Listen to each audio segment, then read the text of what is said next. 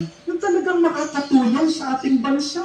Hindi naman ibig sabihin, kapag binigyan ka nila ng pera o ng t-shirt, boboto mo na sila. Di po ba? Kapag hinuhusgahan mo ang isang tao, huwag mo lang tingnan yung kanyang itsura. Ang kailangan mong gamitin, higit sa iyong isip, ay ang iyong konsensya. Bago ka pumili, kailangan magdasal ka muna. Kasi kapag hindi ka ginagabayan ng Banal na Espiritu, magkakamali at magkakamali ka. Amen? Minsan po, meron nagtanong sa akin. Sabi niya, Father, hanggang kailan ko ba titiisin ng isang tao na sinasaktan ako bago ko siya iwan? Alam niyo po paano sagot ko? Ito, simple lang. Hanggang kailan ka ba iinom ng lason bago ka mamatay? Kung sa puso mo, nararamdaman mo, napapasama ka na dyan sa taong yan. Kapatid, umiwas ka na. Kung alam naman natin ng isang kandidato, makasarili, nagpapayaman lang, sana naman pumili ka ng iba. Amen? Yes, we must love people who have hurt us, but it does not mean that you should allow yourself to be abused. Yan ang problema sa atin eh. Inuubos na tayo, hinahayaan pa natin yung nag-aabuso. Yes, you must pray for people who hurt you, but it doesn't mean that you should accept and tolerate their disrespect. Patawarin mo yung tao, pero sana matuto ka dun sa ginawa nila. Minsan, para mahalin natin ang ating sarili, kailangan nating iwasan yung mga taong nakasakit na sa atin.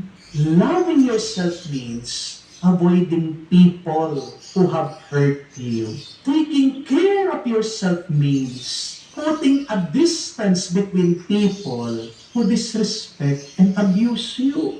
Kahit na konting masama lang yung ginawa ng ibang tao. Patid, hindi katanggap-tanggap yan. Hindi naman po masama na mag-unfriend o mag-unfollow ng isang tao. Di po ba? Minsan, kailangan mong iwasan yung mga kaibigan mo, kamag-anak mo, kakilala mo, para lang lumago ka o para mas maging mabunga ang iyong buhay. Kasi hindi naman po lahat ng mga tao pasasayahin ka. Hindi naman lahat ng tao bibigyan ka ng pag-asa. Hindi naman lahat ng tao naniniwala dyan sa iyong pangarap at panaginip. May dahilan po ang Diyos. Bakit hinayaan niyang mag-imbento ang lagare? Kasi kung wala pong lagare, hindi ka makagawa ng bahay. Di po ba? Parang mapatayo mo yung dream house mo, kailangan mo ng lagare. Kailangan mong putulin yung mga hindi kailangan. Ganyan din po sa buhay. Para makamtan mo yung iyong panaginip, kailangan mo na rin putulin yung mga taong hindi na nakakatulong sa iyo. Hindi ka aasenso, hindi ka magiging masaya, hindi ka magiging payapa, hanggat nakadikit pa rin yung mga taong pabigat sa iyo. Balikan niyo man po ang unang pagbasa. Napakaganda. Ano po ang utos ng Diyos kay Noah? Sabi niya, Noah, kasama ang mga anak mo, ang iyong pamilya, gumawa kayo ng arko. Bakit po ang pamilya lang ni Noah ang kasama niya doon sa paggawa ng arko? Bakit po hindi tumawag si Noah ng ibang tao? Di ba? Napakalaki po nung kailangan niyang gawin na bangka. Binigyan lang po si Noah ng 1 linggo para magawa niya yung bangka. Hindi po ba kailangan niya ng mas maraming katulong? Kasi po, hindi naman po lahat ng mga tao sumusunod sa kautusan ng Diyos.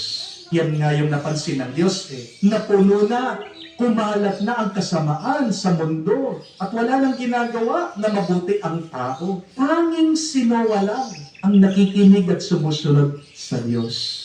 At nung pangakong ginagawa ni Noah, yung kanyang arko, di po ba, pinagtatawanan pa siya ng ibang tao. Pinapaalala sa atin dito, mga kapatid, pakinggan niyo ha, hindi mo kailangan papasukin sa buhay mo yung mga taong pinagtatawanan, yung panaginip mo, at huwag mong aanyayahan ang mga tao na pumasok sa buhay mo kung maninira lang sila sa iyo. Huwag ka makukonsensya, kapatid, kapag pinuputol mo ang ugnayan mo sa ibang tao. Walang masama dyan. Eh kung nga po si Jesus, di ba, Diyos na, hindi naman po siya nanatili sa mga Pariseyo. Kasi alam niya yung mga ibang Pariseyo, hindi siya gusto. Yung mga ibang Pariseyo, masama ang kanilang mithiin kay Jesus. Eh, hindi naman po nilapitan ni Jesus si Herodes. Di po ba? Si Herodes, hinahanap-hanap pa nga si Jesus eh. Pero nagtago ang ating Panginoon kay Herodes. Bakit umiwas si Jesus kay Herodes? Eh kasi si Herodes ang nagpapatay kay San Juan. Hindi malayo, papatayin din niya si Jesus. So remember that, my dear friends, that cutting off people from our life is not cruelty. It is not also weakness. But when you cut off toxic people from your life, that is just strength and wisdom. Sino po ba yung mga taong naninira sa buhay mo? Sino yung mga tao na binubutas yung bangka, kaya naman lumulubog ka ngayon sa buhay mo? Alam mo sila, marami sa inyo, ayaw lang tanggapin, ayaw lang aminin, marami pa, in denial sila. Merong iba sinasabi, mabait naman sila eh. Talaga? Baka kapag tulog, baka mabait yan, pero nag-iibang ugali, nakainom. Baka mabait yan kapag hindi bilog ang buwan. Ang kapatid, kilala naman natin yung mga tao na hindi nakakatulong sa atin. Alam natin, madalas kung sino ang lason ng ating buhay. Kapatid, ipagdasal mo sila sa Panginoon. Ang Diyos ang makakapagbago sa kanila. Ang papel mo ngayon, kailangan umiwas ka sa kanila at gawin mo ang kalooban ng Diyos. Manatili ka sa Panginoon, palalakasin ka niya, at siya ang magpapasaya sa iyo. Amen. Tumayo po tayo. Nagtitipon tayo bilang sambayanan ng Diyos, dalhin natin ang ating mga pangangailangan sa Ama, panatag ang ating kalooban na tayo'y kanyang pagbibigyan. Ating sabihin, Panginoon, dinggin mo kami. Panginoon, dinggin mo kami. Ang ating mga apostol sa simbahan, naway italaga ng buong buo ang kanilang buhay sa pagpapahayag ng Ebanghelyo sa pamamagitan ng kanilang pagsaksi sa kanilang buhay.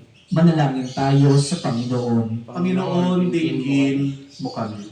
Ang mga magulang at guro naway maging mga buhay na huwaran ng pananampalataya sa mga taong nasa kanilang pag-aaruga. Manalangin tayo sa Panginoon. Panginoon, dinggin mo kami. Tayong lahat naway maibigay ang lahat ng ating makakaya para gawin ang nararapat at nawa ang salita ng Diyos Mga ang Lods, siyang enough magbigay sa for ating part 3. lakas We'll proceed para to sa part gagawin 4. natin. Manalangin